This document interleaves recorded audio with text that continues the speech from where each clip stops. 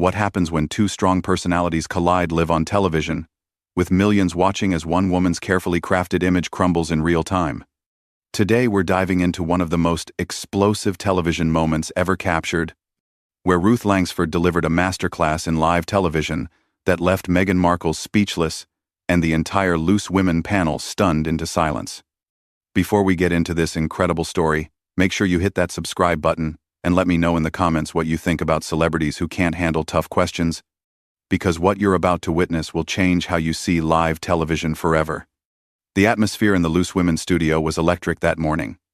Ruth Langsford sat at her usual position on the panel, her silver hair perfectly styled, wearing a crisp navy blazer that commanded respect. The production team had been buzzing for weeks about today's guest, and Ruth could feel the anticipation radiating from every corner of the studio. This wasn't just another celebrity interview. This was the kind of television moment that careers are built on. Good morning, everyone, and welcome back to Loose Women.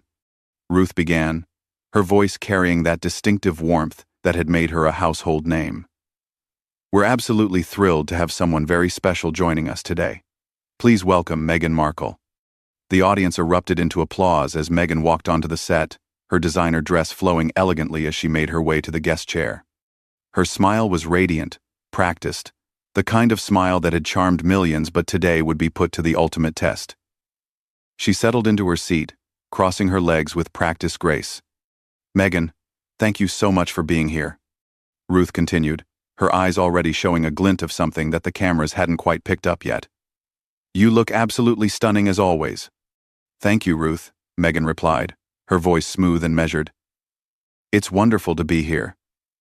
I've always admired the show and what you ladies do." The other panelists exchanged glances. They knew Ruth well enough to recognize when she was in interview mode, not chat mode. There was a difference, and today felt different from the moment Meghan had walked through those studio doors. "Now, Meghan," Ruth said, leaning forward slightly, "you've been quite vocal recently about various social issues, haven't you? Tell us about your latest campaign work." Meghan's posture straightened, clearly in her element now. "Well, Ruth, I believe it's so important to use whatever platform you have to make a difference. Whether it's women's empowerment, mental health awareness, or social justice, these are issues that affect real people every single day." "That's admirable," Ruth nodded, but there was something in her tone that made the studio audience lean forward. "Though I have to ask, and our viewers would want to know this, how do you balance activism with, shall we say, personal brand management?" The question landed like a stone in still water. Meghan's smile faltered for just a fraction of a second before snapping back into place. "I'm sorry. I'm not sure I understand what you mean by that." Ruth's eyebrows raised slightly. "Well, there's been quite a bit of discussion about whether some of your charitable endeavors are more about raising your profile than actually helping people. What would you say to those critics?" The temperature in the studio seemed to drop several degrees.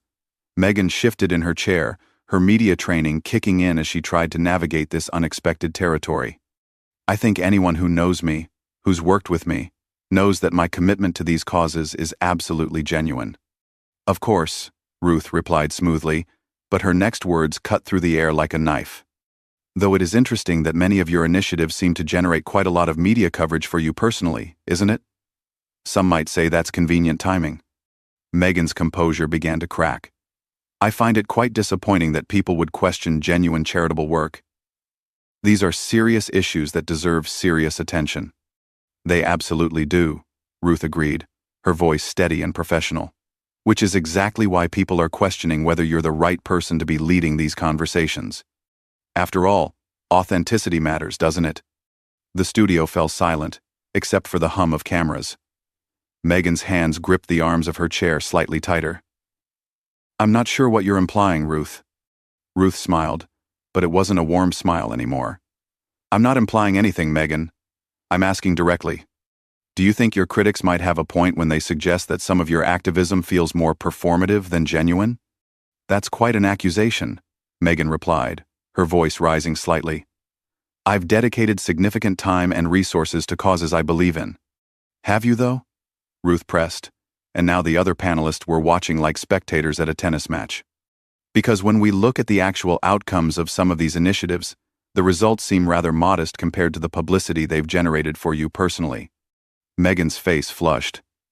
I think this line of questioning is quite unfair, and frankly quite personal. Ruth leaned back in her chair, completely in control. This is television, Meghan. Our viewers deserve honest answers to honest questions. If you're going to put yourself forward as a voice for social change, surely you can handle a few tough questions about your methods and motivations. The silence that followed Ruth's challenge was deafening. Meghan's perfectly applied makeup couldn't hide the flush creeping up her neck, and her practiced smile had completely disappeared. The other Loose Women panelists sat frozen, unsure whether to intervene or let Ruth continue her methodical dismantling. I came here expecting a friendly conversation, Meghan said, her voice tight with barely controlled frustration. Not an interrogation. Ruth's expression remained perfectly composed, almost maternal in its patience. And I came here expecting honest answers from someone who claims to champion honesty and transparency. Shall we try again? Try what again? Meghan snapped, her media training clearly failing her now. Let's talk specifics, Ruth continued, pulling out a small stack of notes that she'd clearly prepared in advance. Your recent mental health initiative. Beautiful launch event, lovely photos, great press coverage. But can you tell us about the actual mental health professionals you've partnered with? The concrete programs you've funded? The measurable outcomes you've achieved? Meghan's mouth opened and closed like a fish out of water. Well, we're in the early stages of developing partnerships and frameworks for implementation. Ruth tilted her head slightly, like a teacher disappointed in a student's homework. So you held a press conference about mental health, without actually having any mental health programs in place? That's not how I would characterize it. Meghan stammered, her hands now visibly trembling slightly. These things take time to develop properly. Of course they do. Ruth agreed with false sympathy. Though one might wonder why you announced the initiative before you'd actually created it. Unless, of course, the announcement was the point all along. The camera caught Meghan's sharp intake of breath. Are you suggesting I don't care about mental health?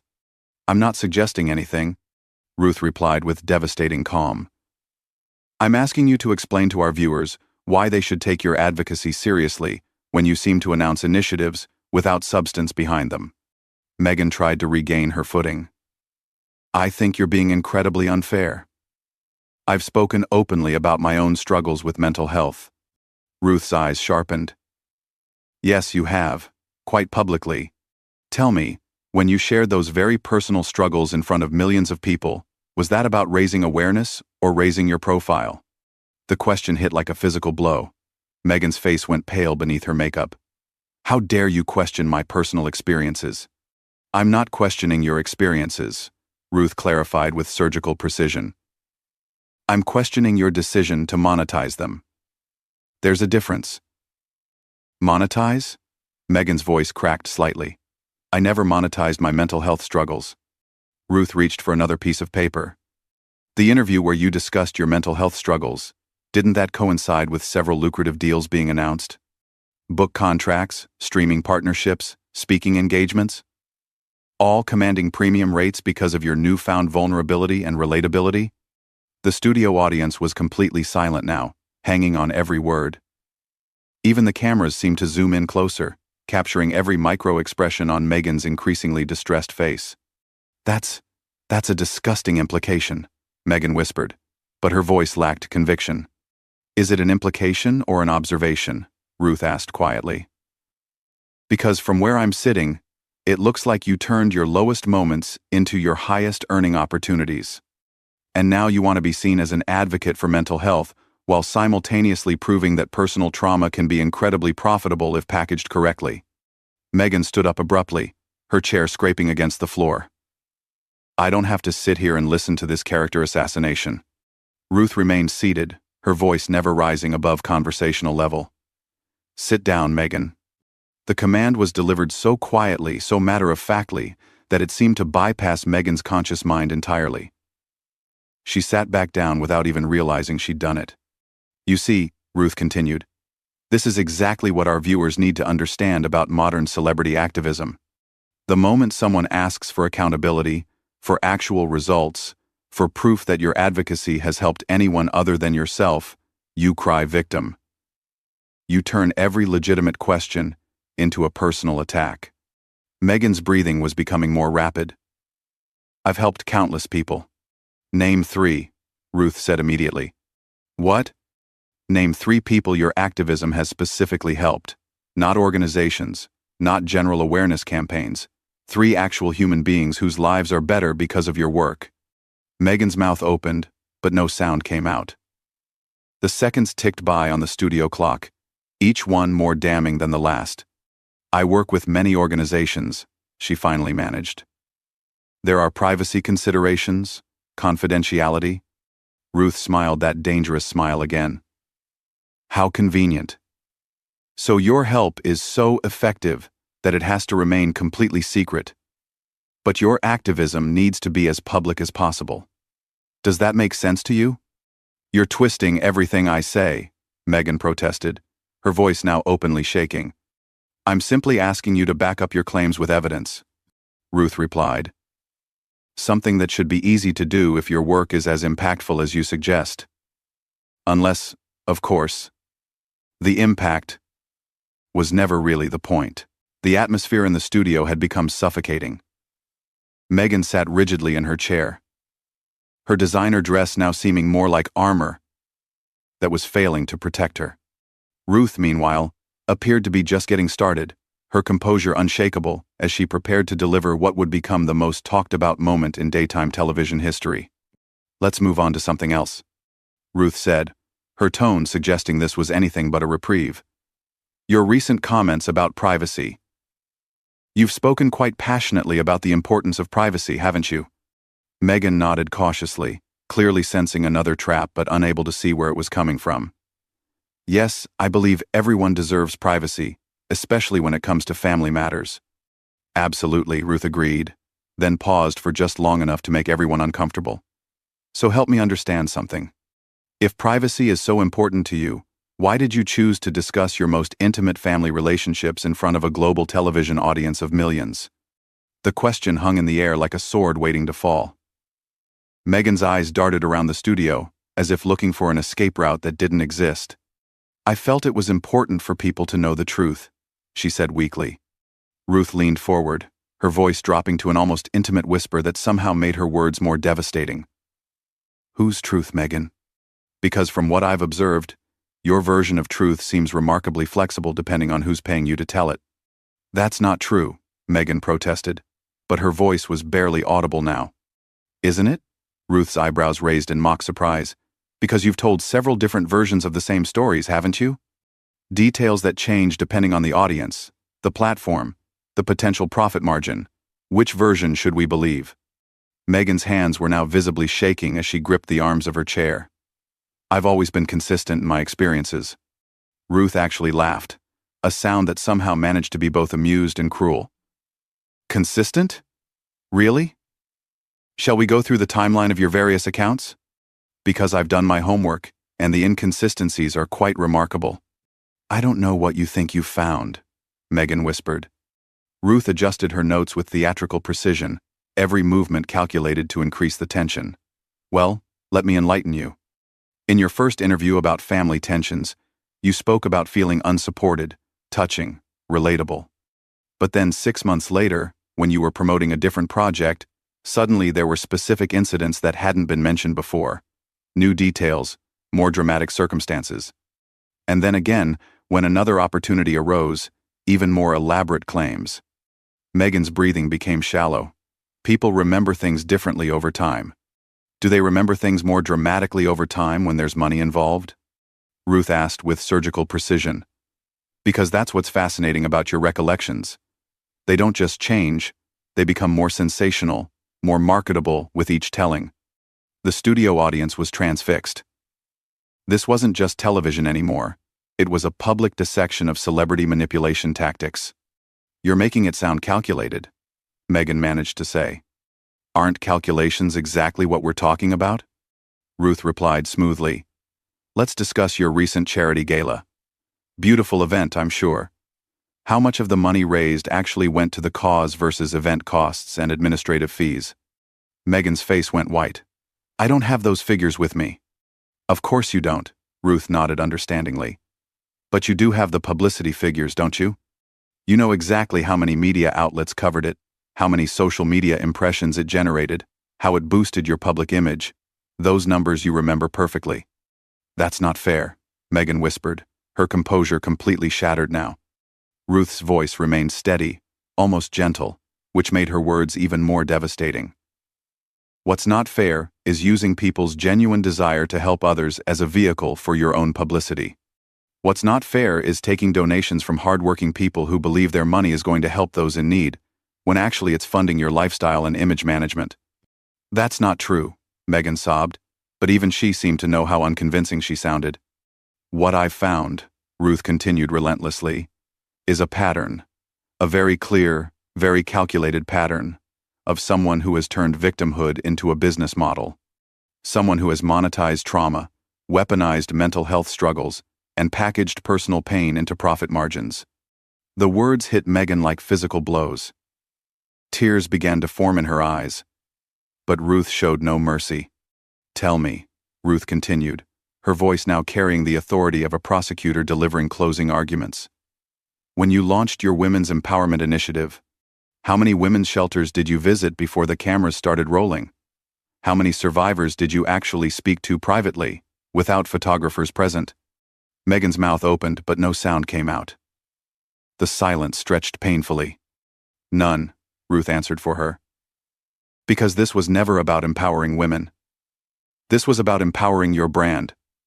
The women were just props in your performance. That's a horrible thing to say, Meghan finally managed, her voice cracking. Is it horrible because it's untrue, or because it's accurate? Ruth pressed. Let's look at the evidence. Your empowerment events, how long did they last? 2 hours? 3? With professional photographers capturing every moment, every carefully staged interaction. But the real work, the unglamorous work of actually helping these women, where's the evidence of that? Meghan wiped her eyes with the back of her hand, smearing her makeup further. You don't understand the complexity of these issues. Ruth's laugh was sharp and bitter. I don't understand complexity? I've been working in media for decades, supporting real charities, real causes, without needing a photographer to document my every move. I understand exactly how complex these issues are, which is why I find your approach so insulting. The other panelists exchanged uncomfortable glances, but none dared to interrupt. This was Ruth's masterclass, and everyone knew it. Let me tell you what's complex, Ruth continued, her voice building in intensity.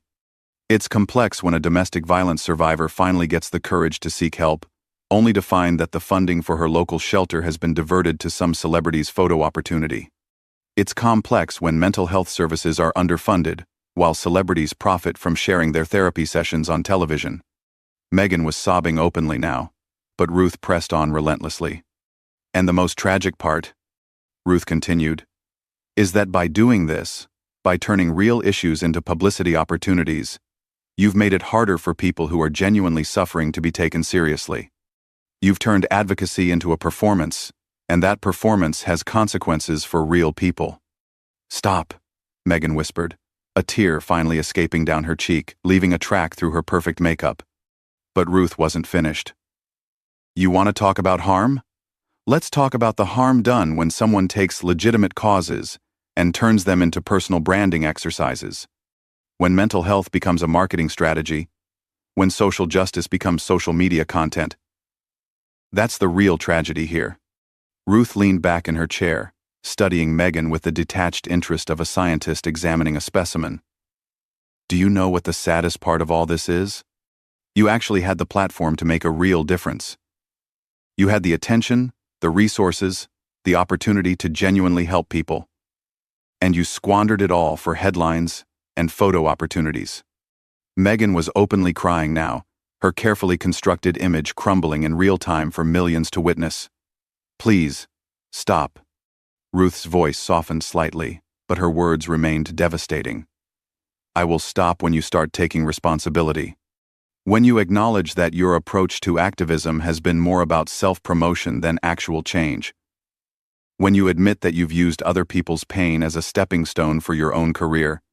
I never meant to hurt anyone, Meghan sobbed, her voice barely audible above her crying.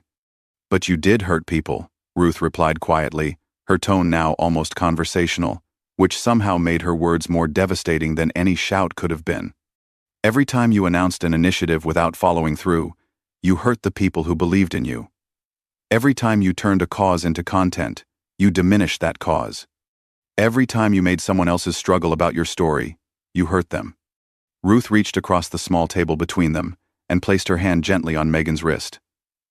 The gesture was simultaneously kind and terrifying. "Do you know what real advocacy looks like, Meghan?" Meghan shook her head, unable to speak through her tears. "Real advocacy is quiet work. It's showing up when there are no cameras. It's writing checks that don't come with press releases. It's listening to people whose pain you can't monetize. It's using your privilege to lift others up, not to lift yourself higher." The cameras captured every tear rolling down Meghan's cheeks, every heaving sob, every moment of her complete breakdown. This wasn't just television anymore. This was a public reckoning. "I've met real advocates," Ruth continued, her voice gaining momentum again. "Women who've spent decades working in shelters, never seeking recognition. Mental health professionals who've dedicated their lives to helping others without ever appearing on a talk show to discuss it. These are the people whose work you've trivialized with your publicity stunts." Meghan looked up through her tears, mascara streaking down her face in dark rivers. "What do you want from me?" Ruth's eyes never left hers. "I want you to understand the magnitude of what you've done. I want you to realize that when you turn suffering into spectacle, you don't just hurt yourself, you hurt everyone who genuinely needs help." The studio was so quiet that the sound of Meghan's sniffling seemed amplified. Even the camera operators seemed to be holding their breath.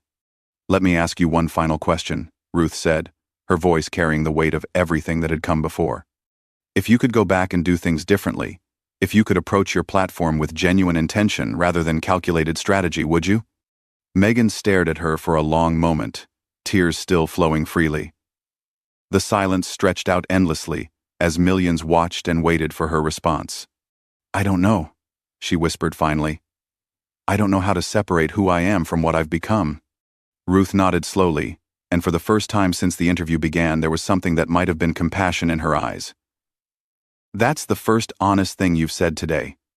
The studio remained silent except for Meghan's quiet sobs.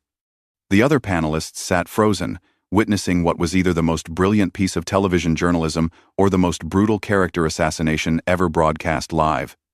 Ruth looked directly into the camera, addressing the viewers at home. "This is what accountability looks like. This is what happens when someone who has built their career on claiming to help others is finally asked to prove it. And this is why we must always question those who profit from claiming to speak for the powerless."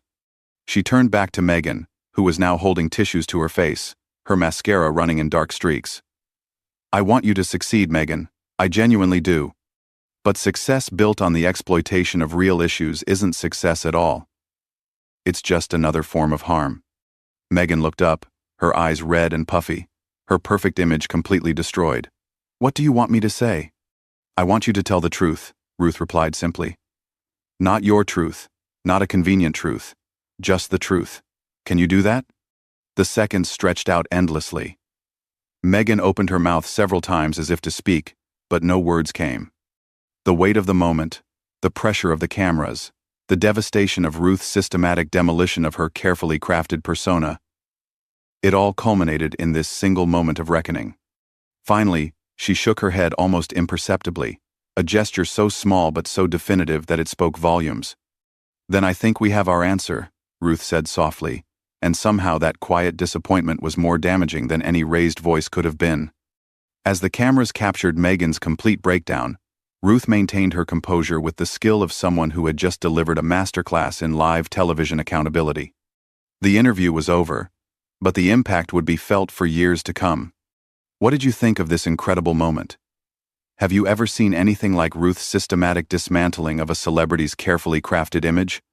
Make sure to subscribe for more shocking celebrity moments, and let me know in the comments. Do you think celebrities should be held accountable for their activism, or was Ruth too harsh? Your thoughts could shape our next deep dive into the world of celebrity accountability.